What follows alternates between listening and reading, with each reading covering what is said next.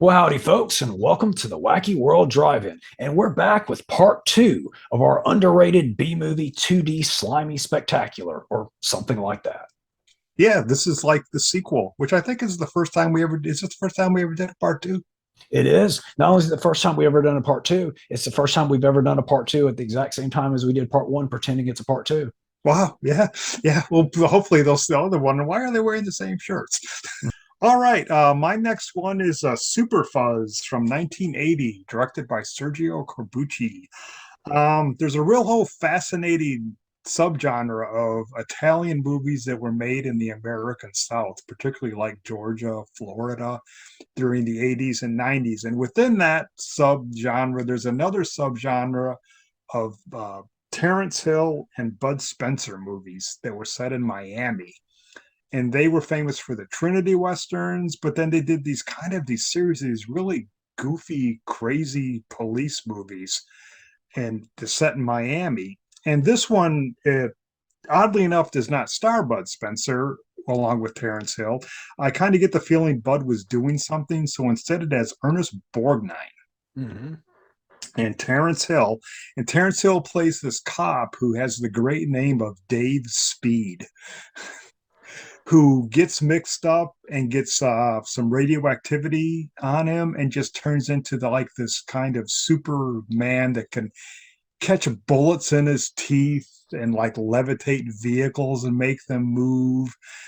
Then all these movies that they made at this time down there are really fun and goofy, but this is probably just the most fun and goofy one. It's got this great theme song, Super Fuzz, Super Fuzz, and I just love this movie. This movie, if this movie doesn't put a smile on your face, you got problems. Oh man, you picked a good one here. This was an absolute favorite of mine as a child and in my household. I would watch this one every time it came on TV. Pretty sure I even had it on tape on Betamax. Oh wow. Absolutely loved this one. I actually was more into Super Fuzz than I was the Superman movies, if that says anything. I loved those. Great. That really makes me glad to hear you say that. Sadly, though, I have not seen them since then. So I remember almost nothing. I do remember him catching the bullet with his teeth. But other than that, I'm complete blank. I just remember my love for that movie.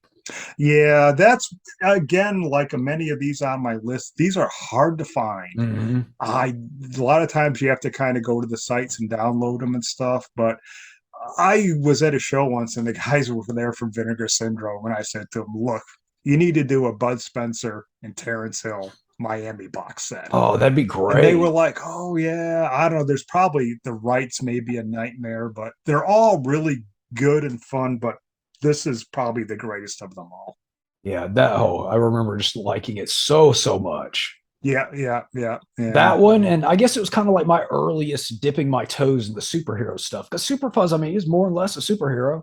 It I, is, yeah. I remember that, and The Greatest American Hero with William Catt was another one I was really into. Not as much as Super Fuzz, but I dug it a lot too. Yeah, and the thing I always think about too, that's kind of in this alternate universe thing with Superbuzz and all the other movies they made in Miami at the time, is they were filming those at the same time as Miami Vice was down there.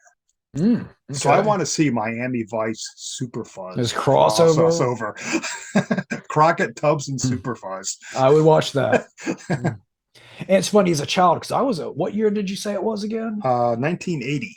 1980. So, I mean, it's probably before I even started school, even like 4 or 5 years old when I was really watching that movie all the time. I didn't realize that it was an Italian production. This is news to me. Yeah, there's a whole bunch of, for some reason, there's a bunch that were shot in Georgia. There's stuff like The Visitor and down in Florida, you've got Nightmare Beach and American Rickshaw and Lamberto Bava did the one in New Orleans, Macabre, I Mhm. think. Yeah, it's this whole, I don't know, I guess there was good deals to be had for filming there, but yeah, there's this whole great genre of Italian Southern lensed films in the 80s and 90s. or even just Italian films filmed in America. Like there's just a vibe and a charm to them. Well, there's a vibe and a charm to the Italian films of that time period anyway, but there's a slightly different vibe and charm to the ones filmed in America, just in general. I mean, look at like Troll 2, for example. Oh yeah, that has a definite vibe to Yeah. it. And And Fulci film, stuff like The Beyond and stuff. Beyond New York Yeah, Ripper, wasn't it? New York Ripper. Yeah, yeah, Oh, that's one of my favorites too. yep, yeah, yeah. Mm. Very cool. Wow, that's now I'm excited about this release that actually isn't going to happen, but I'm hoping it does. Yeah, so we need a Bud and Terrence Miami box set. Other than Super Fuzz, what is your favorite Bud and Terrence film? Next to Supervuz, there's I like the Trinity movies a lot. There is another police one called, I think, Miami Super Cops. They all have a lot of titles. And there's a really great Bud Spencer one that he made in Miami without Terrence Hill, where he's a genie. Wow. Okay. And it's Aladdin, but it's before, of course, the Disney Aladdin and stuff. Yeah. But yeah, he plays a genie in Miami. It's as much fun as it sounds. All right. So my next one, this is actually a modern movie, believe it or not. I have a Oh, list, and that is The Dwarves of Dragon Mountain. oh, never heard of that one. Another Dollar Tree one. And this one actually, I think you can find it at a lot of different Dollar Trees. But looking at it, it's actually a very misleading title and cover in a way. You would think this is a fantasy film looking at it. Yeah, it looks like a Lord of the Rings knockoff. It even says, if you're a Lord of the Rings fan, Oh, you'll get a lot out of this movie. It says it right there. But that's really misleading because, yes, it's a fantasy setting, but this is actually a disaster film. It's about three dwarves, or maybe it's more than three. It's about some dwarves, fantasy style dwarves, mining in a mountain, and it collapses. And they're trapped inside this mountain, just trying to survive and get out. There's no big fantasy battles or anything like that. I mean, it's straight up a disaster film, just with a fantasy setting. Very unique. Never seen anything like it. huh. And what year is it from? But it's Or- pretty recent, 2017. Wow. And it's an American film? Mhm. Or Yeah. wow, interesting. And like I said, it's just basically this drama about the dwarves trying to survive. Can they get out of this mountain that's collapsed on them? Like kind of like I'm stuck in a well or something kind of thing. But Yeah, that is interesting. That natural like a disaster movie with dwarves. they don't fight orcs. There's nothing like that in it really. And if I'm mistaken, there's no dragons in it either, which is Yeah, that's kind of the yeah. yeah. Carrying on the long tradition of selling the poster. Yeah.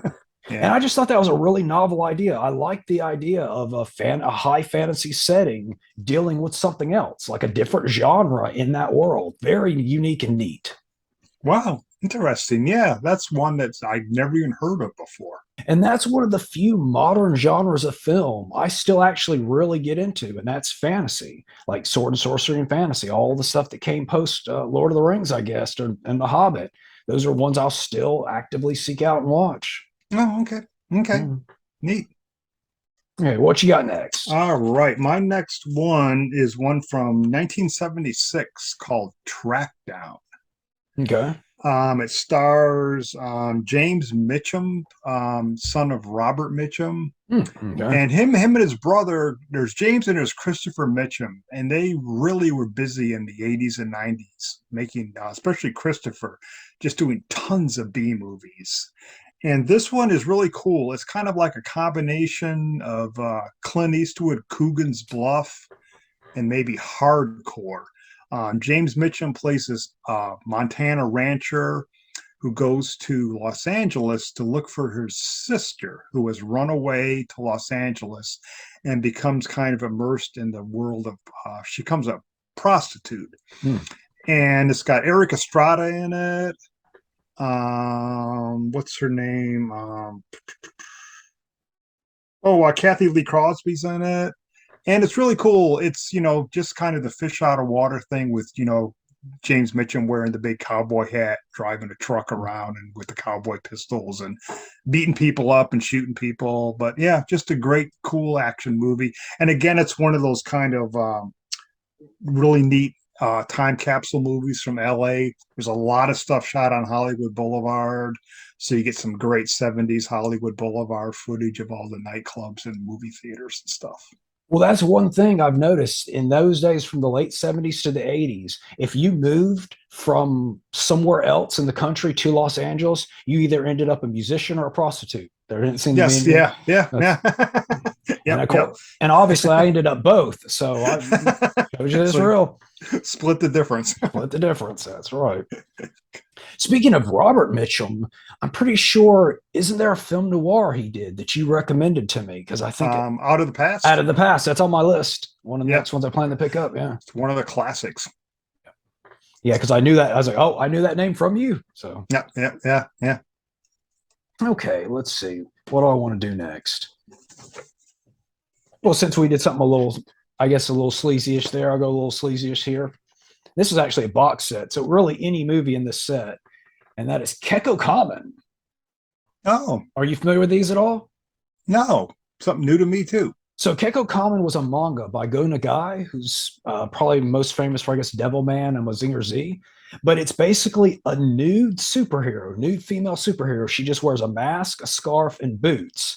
And she just goes around fighting evil. And though she's nude, and it may sound like it's kind of an erotic type thing, it's not. It's actually just a comedy film. She just happens to be nude. And they're really funny and really zany and goofy. Basically, there's this school, and all the teachers are evil, and they all want to torture the students. And she, she's mysterious. No one knows who she is. Has to come in and save the students from being tortured by the teachers. Wow. So it's animated. No, it's just live action. Oh, it's live action. Yeah. Cool. And is it one movie or a collection? This, I think there's like 11 or 12 in Wow. total, but this is the 4 from this particular series, and the only one that's widely available. And when I say torture, it's like the most ridiculous torture you can think of. Like there's one scene where they're holding a girl down and they're brushing her teeth, and she's whining and carrying on, but they're just brushing her teeth. It's not anything, just silly stuff. It's just good, silly, naked superhero fun. Neat. Yeah, like I said, I think there's like 11 or 12 films, but they're broken up into different series. Like there's the first couple movies that were connected, then they started over, and there's these 4, and they started over and 4 more, et cetera, et cetera. But yeah, a lot of fun. This is a nice little pack I got from the old Tokyo Shock label, if you remember them. Oh yeah, I've got some of their stuff. Yeah. Yeah, it's great. Very hard to find though now, unfortunately. Yeah, all their stuff. They did some really. Oh wow, neat. Yeah, I've got some. They did some really good Godzilla, the kaiju movies, offshoots, and they did a bunch of they did some Pinky films and stuff. Yeah, definitely with the Pinky films.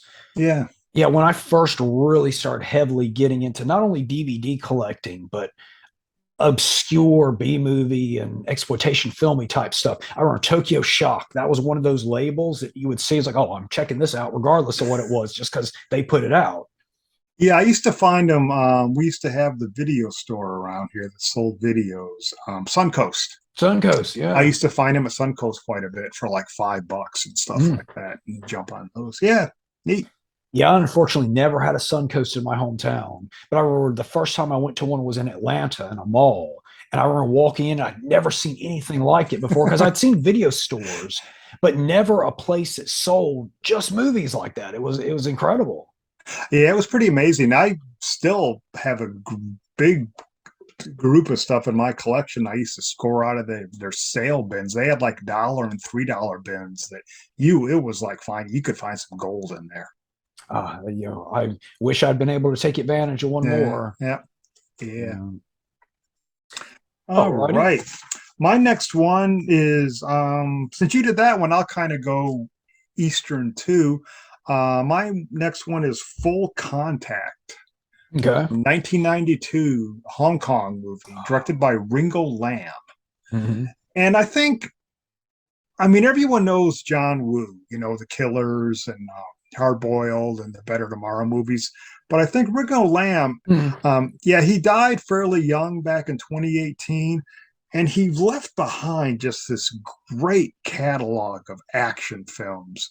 He's one of those guys that kind of came over here for a while. He did some Jean-Claude Van Damme movies, Okay. but this is one of the ones he did in Hong Kong, and it's kind of got like an all-star cast. It's got Chow Yun-fat, Simon Yam, and Anthony Wong, and it's just this kind of like great police thriller. Just has these, super hyper kinetic shootouts and just those stunts that you watch in these. Why didn't someone get killed when they did this?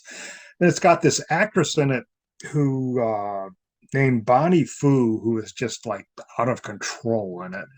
But it's like a John Woo movie if you're familiar with that kind of action and the editing, but it's kind of even like John Woo almost on steroids. It's a great, great action movie.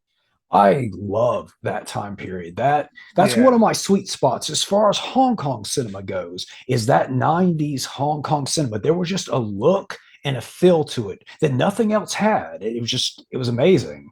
Yeah, he did a bunch of great movies like City on Fire and stuff. And like I said, he came over here and did a couple. I think he did what was the Von Damme one? Replicant. Okay, yeah, I I know think that he one. did Yeah. that one. Then I think he did one called Maximum Risk. But he kind of came over here, made a few movies, and went back to Hong Kong. And like I said, unfortunately, he died, Mm. but he just left behind this great film catalog. And I will transition this segue very nicely. This is one that actually was sent to me from my good buddy Al from Them's Fighting Words. And it was one of my first exposures to the Taiwan side of Oh, things. And this is a Taiwanese film called Golden Golden Ninja Ninja Warrior. Warrior. And this is straight up an exploitation film. I mean, it feels every bit like a 70s exploitation, even though I think this one was probably 80s.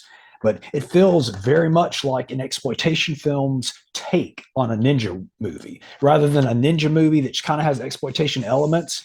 I mean, this is straight up exploitation film. Oh, Very, very good. Very sleazy, very action packed. Highly cool, recommended. cool. And Golden Ninja Warriors. Golden Ninja Warrior. Neat. All right. My next one, I guess, will be The Child from 1977, which is a really cool. I wanted to bring this one up because it's a really great Halloween movie. Mm-hmm. Takes place, it's from, like I said, from 1977. It's kind of the classic story about a young girl who goes to an older house to take care of a couple's child. And it turns out there's some really spooky stuff going on with the little girl. But it takes place in the fall, and it's got, pumpkins and scarecrows, and it's just got that great 70s horror vibe that is just something unique and on its own.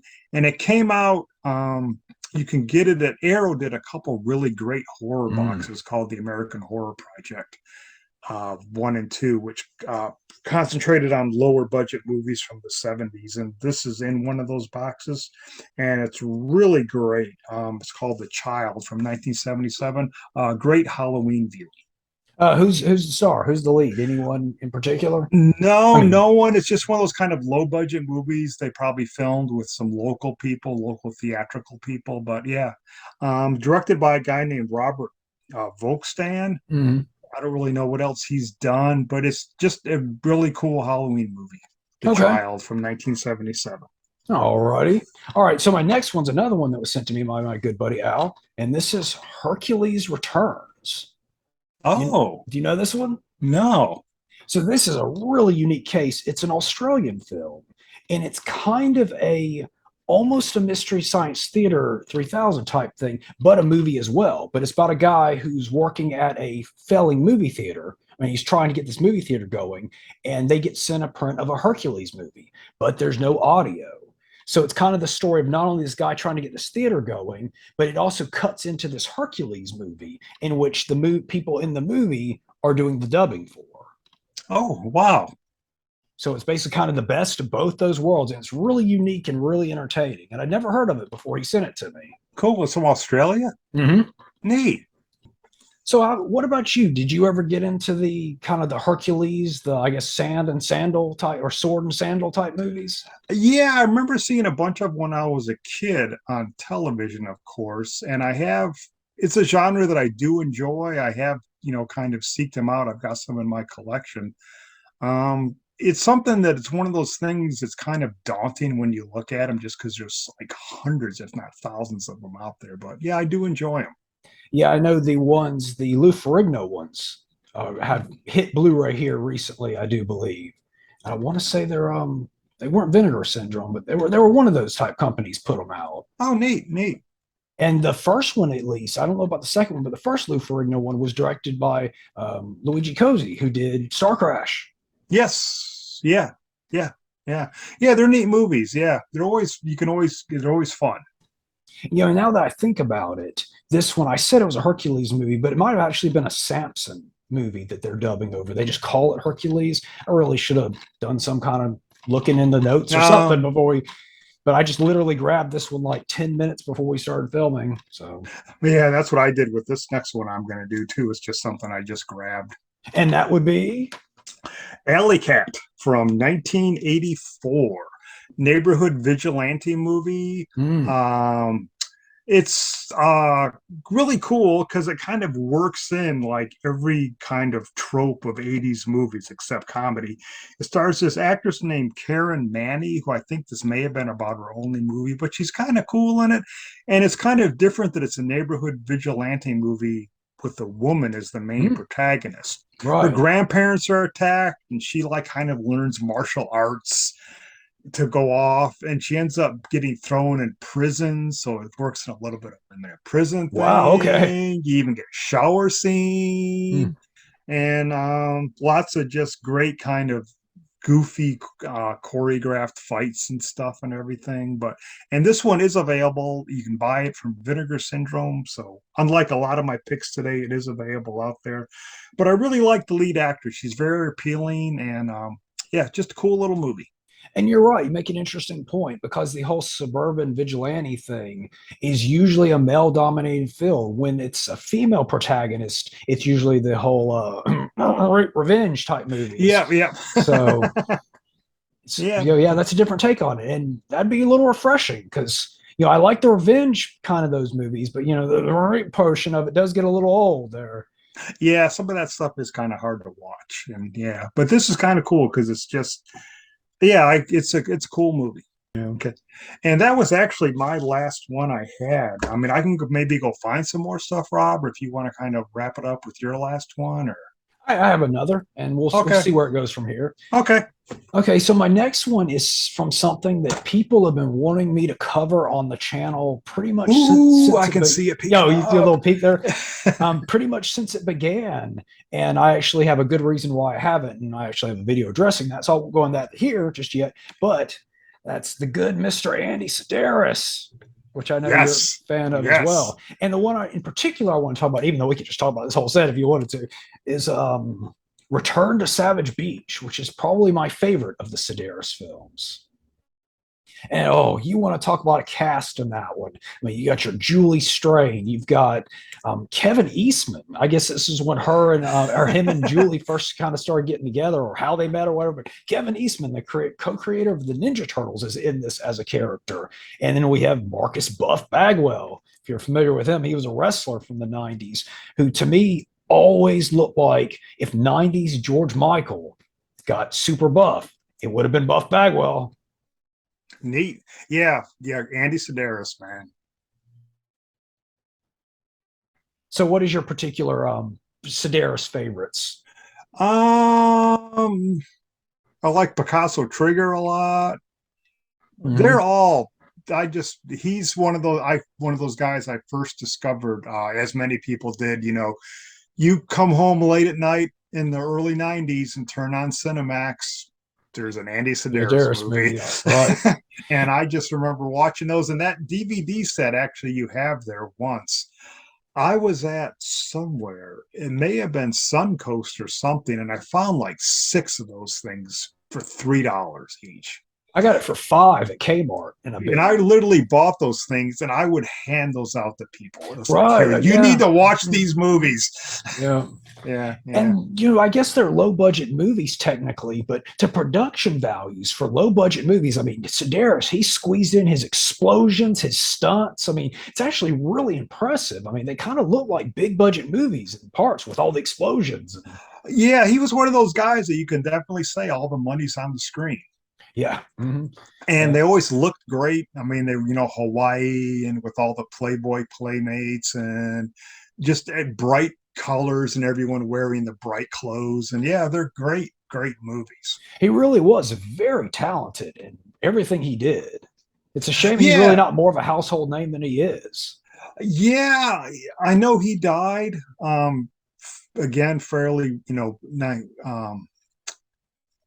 before I think he kind of got his resurgence.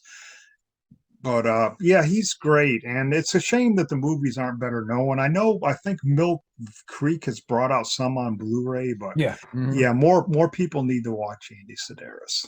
An interesting thing too about Return to Savage Beach is it's not a sequel to Savage Beach technically. It's a sequel to Day of the Warrior. Yeah, and does it have who is Donna Spear in it? I don't think she's in Yeah, those. she had the one playmate that was in a bunch of movies, I and she think always she played the federal agent. I think she was in the early like actual Savage Beach. Maybe, yeah, yeah. Where and it's interesting too, in Day of the Warrior, Buff Bagwell's character is one of the villains in the movie. And then by the next movie, he suddenly was like, oh, he wasn't that bad after all. He was actually part of the team. Cool. Yeah, yeah. Andy Sedaris is great. But it's one of those ones, anyone watching who has not checked out Andy Sedaris's work, I would say Return to Savage Beach is a great place to start, even though it's a sequel. I mean, you can start with Day of the Warrior if you want, but I think you can just jump right in there with Return to Savage Beach. Yeah, that DVD set that you have there, you can still find that really cheap. You see Yeah. him on eBay and on Amazon. So, I mean, if that you buy that for like $5 or even $10, that's the best money you've ever spent.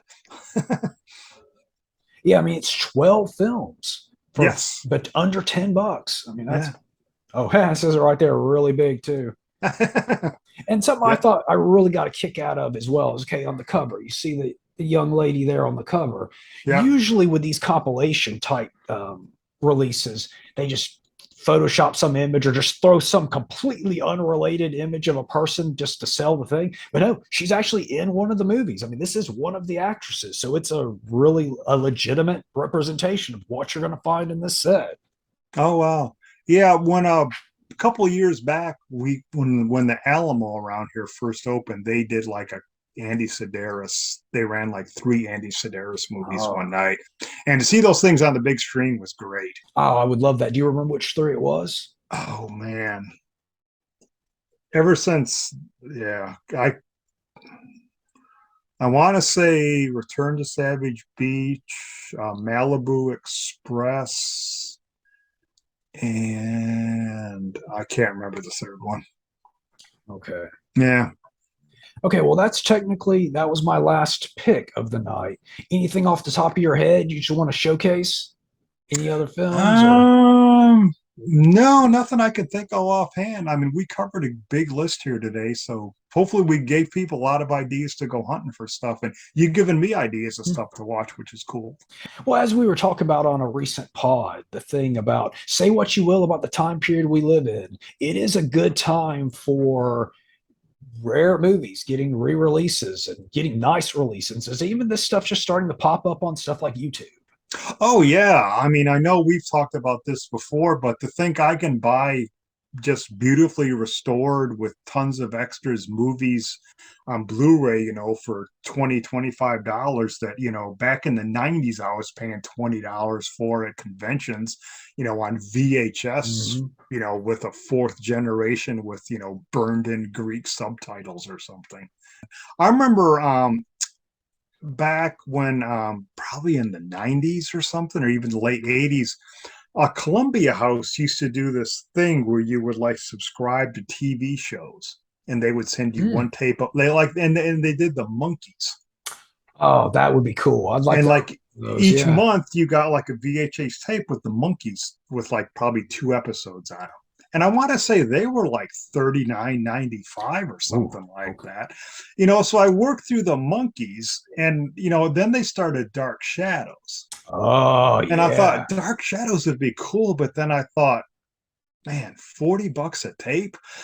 For 1,225 episodes, Yeah, yeah. that'd be a house right there. And, and then they brought out just a few years ago, I got the big coffin box set. Oh, you did get that one, huh? I did get that. And I think I got that for like, you know, it's got all the episodes plus all the supplemental stuff, all the bumpers, all the, promo stuff. And that was like, I think I got it on sale for $349 or something like that. Yeah, I've had my eye on that one for a little while now, and apparently there's a bootleg version floating around too. You got to be careful You about. have to be careful because the first one I bought it off a secondary seller on Amazon. And Mm, it was a bootleg because there's a few different ways you can tell. right, Like on the real one, when the lid flips up, it has a black velvet cord that holds the lid, and the bootleg doesn't have that. right, And someone told me too that all the bootleg, the DVDs are just single layer DVDs, right. Yeah. where the Mhm. real one is double layer. So I sent it back. Then I ended up I got a actual from Amazon Mm. that came in the factory box. So I did get a real one. Then I actually went to a convention and got Catherine Lee Scott to sign it for me in Oh, silver ink, which is really cool. that is cool. That is Yeah, very cool. yeah, yeah. All right, folks. Well, that's all the time we have for this time. Thanks for watching or listening or however you enjoyed this spectacle here. You got anything to say to us, Mr. Vincent? No, just thanks, and we hope we gave you some good movie ideas and stuff to track down. And don't forget to support those great companies that we mentioned out there. Even though we have no affiliation with them, they're people like Synopsis and Vinegar Syndrome that are kind of doing the Lord's work, putting this stuff out for us. But saying if any of them wanted to support us, we Oh wouldn't. yeah, we're not proud. I would mind some freebies. Mhm.